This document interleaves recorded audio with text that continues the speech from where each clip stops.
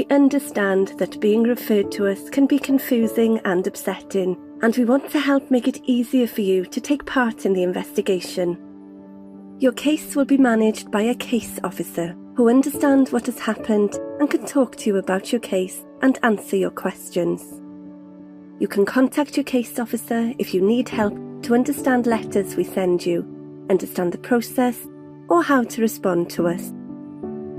We want to make it easier for you to understand the process and what you'll need to do, and we'll give you regular updates about our investigation. We understand that this can be daunting, and you're probably going through a difficult time. We have a free, independent and confidential wellbeing assistance helpline, which can give you support while you go through the process. This includes access to counselling support. It's run by Wellbeing Solutions and available 24 hours a day, 365 days a year. You can contact them by phoning 0808 169 8691, or you can also access their support online, employeeassistance.org.uk, for helpful information on a range of personal, work and family issues.